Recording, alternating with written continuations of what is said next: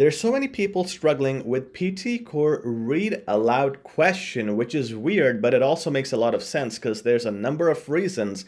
I'll discuss why people are failing in PT Core speaking just because of the read aloud question. It is supposed to be the easiest question because there's just a text and you have to read it. But there is a catch, or should I say there are many catches. So we'll discuss all of them in this video with a complete list of errors that you might be making and many students are.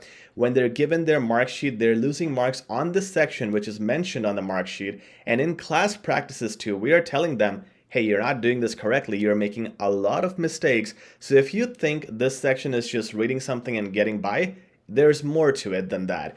Let's have a look at this question, read aloud, and see what it's all about and why people make mistakes. First of all, this is a question where you're given a text like this. And yes, we'll look at the major issues in a bit, but this is going to be the text, about 100 words. You're given 40 seconds to read it out aloud. And you have to just make sure everything is the way it's written is said, good expressions are used, and you're very clear. That's all you have to do. You don't have to invent anything new. But people are still losing marks here. Why is that? Well, let's have a look at a complete list of errors that students are making, and you might be making these ones. We're going to go in detail with each one, and these are small things, but they have a huge impact on your mark. So the first thing is not finishing on time. If you are not able to finish this in 40 seconds, which means you are still talking and the words are not used, 40 seconds are up, you omit even 2 to 3 words, you will lose marks.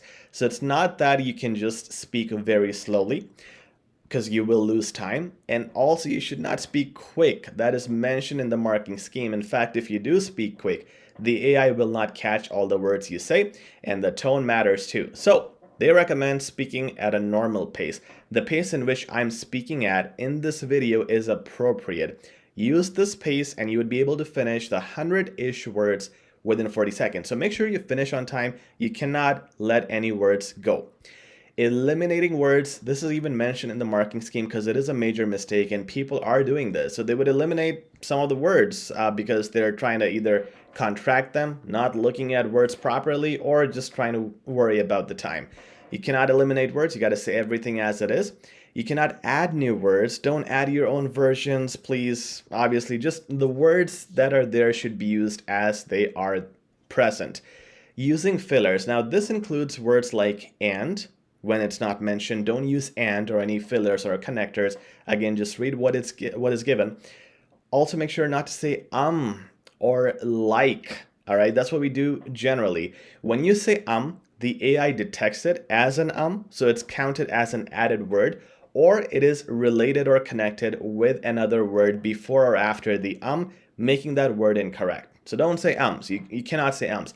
Use pauses, okay? Please pause instead of using ums. The fillers are gonna hurt your marks here. Changing tenses, don't do that, okay? So the words are in future, you make it past tense, you lose marks. Saying sorry, now this is a habit that is usual. We would say sorry, pardon me, and go back and fix what was supposed to be said. Don't do that. You cannot add a word, right? So don't say sorry, just continue. Here's the thing, if you make a mistake, keep on going. You should not go back and correct that word. So if I'm supposed to say married in the sentence and I say marries, I have to move on, and I cannot think about that old word because usually when we think about it, we get the other ones wrong too. You cannot correct it. The mistake has been made. Now try to save your marks for the future tasks, later tasks, and the upcoming words right after that. You cannot go back in PT Core and fix anything by a sorry or repeating that word, because repeating it will just add it, and adding words is a big no. Okay, so mistake made, go on. All right, not looking ahead. Okay, this is important. So when you are reading, let's actually go to our sample here, right here. So if I'm reading the emergence, it's very important for me to read every word with my full attention on each word that I'm reading, because I don't want to change the word, I don't want to add a word, I don't want to say So it's important to really focus your eyes on these things. But while I'm reading the emergence, I'm reading at least 1 to 2 words that are coming up next. Okay, so the emergence of micro living. Now, in micro living, I'm looking already at this one. This does require a little bit of multitasking, but if you have a lot of exposure to the English language and if you read a lot, it is a natural thing. You can practice this and make this better. It should be a natural habit, but if it's not, you want to try to practice reading or just looking at what's coming next. It helps you prepare your mouth better for what's coming. It also helps you understand where you have to take a breath. So if it's a long sentence, for example, if I'm reading this one and I see that it ends here, there's a full stop here, just a little glance, I know that I can take a breath here. I don't need to take a breath here, but if it's a very long sentence, I can take breaths in between. There are, of course, punctuation marks, which we'll talk about, and that's your pointers to take breaths. But again, reading ahead helps you a lot in preparing for what's about to come, and you don't make major mistakes that way. Now, let's go back. Make sure to look ahead, as I mentioned, and practice that skill really helps. Multitasking is required there. Now, waiting for prep time, there's no prep time, guys. When it's read aloud questions, you don't get prep time. Some people have made this mistake. They have waited 40 seconds for the part to start, and they just wasted it. There's no prep time. You don't need a prep time or any prep time here because this is just reading what's in front of you. So don't wait for any prep time, and be careful with these prompts because it's still a newer exam. People don't know these things. There's no prompt for prep time and read aloud questions. Next thing is not using expressions. So if you're robotic, it'll hurt your marks, not because the AI wants you to be animated, but because the AI detects tone as a pattern. For example, when you have adjectives, you want to make sure you emphasize them. If you say it is a very beautiful thing, fine. But if you say it is a very beautiful thing, that tone, that emphasis is recognized by the AI and it marks it correctly. It transcribes it perfectly once you use the right tone. So don't be robotic. Be natural, expressive. It detects the tones of native speakers, and native speakers are expressive. They're not robotic, so you want to use expressions. Don't just read it as it is. Not pausing on punctuations, major mistake. Why would you not do that? I mean, you should do that just to relax, take a breath. And also, it's giving the pause to the AI because sometimes it's, again, not a perfect system. Sometimes if you're speaking continuously, it might not detect all the words because it's trying to catch up on the last few words you said. So if you pause a little, it finishes those words and then continues the next ones. It does need processing time, and punctuations are great for you to pause and process and for the AI to do the same thing. Using contractions, so you cannot use contractions like cannot, you cannot say can't. Whatever is written should be read exactly the way it is. Don't use contractions. Now let's talk about to, wanna, and for. These are not filler words, so I didn't mention this in the example. Here's what happens. When you are a native speaker or you're exposed to that language, you know a certain way of expressing things. For example, instead of saying I want to do this, usually native speakers use ta.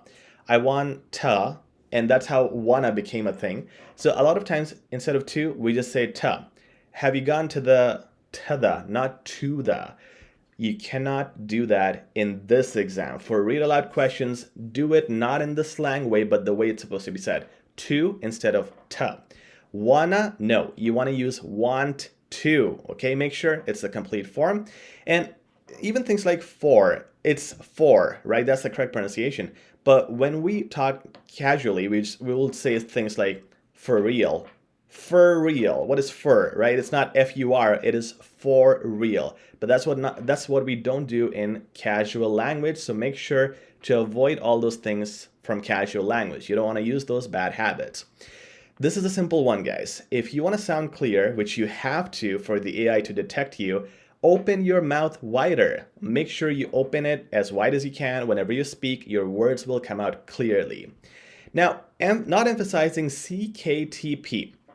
It's an accent issue, okay? When in some cultures, instead of the word color, you would say color. Instead of the word kite, you would say kite, right? And that can be detected. Sometimes AI is good at detecting that, but again, it is based on the native accent. And in the native accent, these letters are emphasized. So you want to make an extra air sound when you say any word starting or having these letters. So cap instead of gap, kite, type, parrot, not barrett, right? So make sure there's that air coming out with words involving CKTP. Finally, the weird T. This is when you say words like Toronto, okay? Now here, the T is silent. So we just say Toronto, Ottawa, right? However, if you are in doubt in the exam, the best thing to do is to use the actual T sound, Toronto. Just say Toronto, it will detect it correctly. If you say Toronto, there is a chance it will not use the T and it will change the word. Now again, there's a caveat here in words like responsibility. If you want to say responsibility, you can. No problem there. In fact, whenever you are in doubt, do the hard T. However, those words, it is always detected because responsibility, when it's filling in that kind of word or a capability, that's a very natural tone that the AI realizes. It is good at that with some words, but not with all silent T's. So instead of trying to figure out what words exactly they are, just make sure to use the right T, the one with the T. So Toronto, just if you're in doubt, just use that one. Remember, it's an AI marking, not a human being. So there are things you want to change to cater to the AI. So make sure you use these things and don't take the read aloud question lightly, because a lot of you are losing marks here because these are very common mistakes that you would make. Be careful with that. Please check out our PTE Core course in the description that includes a lot more of this, as well as really detailed mock tests, plus a complete 15-hour crash course you have to try before your exam. It comes with a money back guarantee. Please also like, share, and subscribe. Really appreciate it, and good luck for your exams.